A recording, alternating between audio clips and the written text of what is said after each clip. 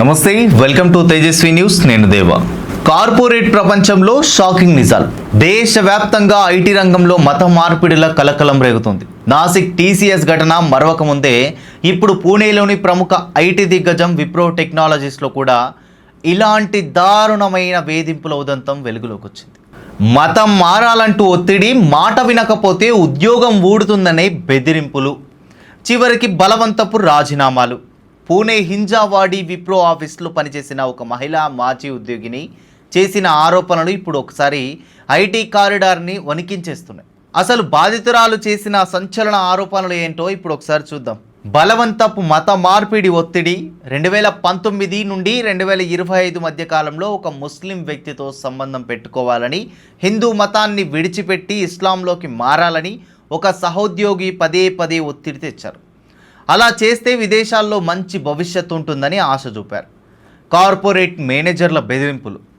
ఇక మతం మారకపోతే కెరీర్ నాశనం చేస్తామని, పై అధికారులకు ప్రతికూల నివేదికలు ఇచ్చి ఉద్యోగం నుంచి తొలగిస్తామని మహిళా బాస్, సీనియర్ మేనేజర్లు, టీం లీడర్లు టార్గెట్ చేశారు. హిందూ మత విశ్వాసాల కారణంగానే తనను ప్రత్యేకంగా లక్ష్యం చేసుకుని మానసిక క్షోభకు గురిచేశారని బాధితురాలు ఆవేదన వ్యక్తం చేశారు. ఇక ఈ వేధింపులపై బాధితురాలు కంపెనీ ఉన్నతాధికారులకు అధికారికంగా ఫిర్యాదు చేసినా ఎలాంటి చర్యలు తీసుకోలేదు. పైగా కంపెనీ అంతర్గత అంబుడ్స్ కమిటీ విచారణలో కొందరు అధికారులు పూర్తిగా పక్షపాత ధోరణితో వ్యవహరించారు.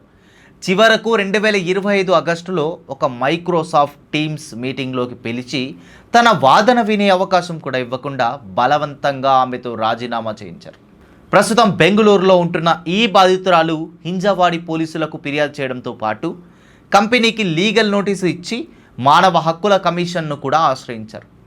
ఇదిలా ఉండగా నాసిక్లోని టీసీఎస్ సంస్థలో జరిగిన మత మార్పిడి వ్యవహారంపై పోలీసులు దాఖలు చేసిన ఛార్జ్ షీట్లో మరిన్ని సంచలన విషయాలు వెల్లడయ్యాయి. ఇక వివాదాస్పద మత గురువు జకీర్ నాయక్, పాకిస్తాన్కు చెందిన తారిక్ జమీల్ వీడియోలను చూడాలంటూ ఉద్యోగులపై ఒత్తిడి తెచ్చినట్లు పోలీసులు ఛార్జ్షీట్లో పేర్కొనడం సంచలనంగా మారింది. లక్షల్లో జీతాలు, గ్లోబల్ కల్చర్ అని చెప్పుకునే కార్పొరేట్ కంపెనీల్లో ప్రొఫెషనలిజం పక్కన పెట్టి ఇలాంటి మతపరమైన వేధింపులకు పాల్పడడం ఎంతవరకు సమంజసం? ఇక దీనిపై మీ అభిప్రాయాన్ని కింద కామెంట్ రూపంలో తెలియజేయండి. మరిన్ని అప్డేట్స్ కోసం చూస్తూనే ఉండండి తేజస్వి న్యూస్.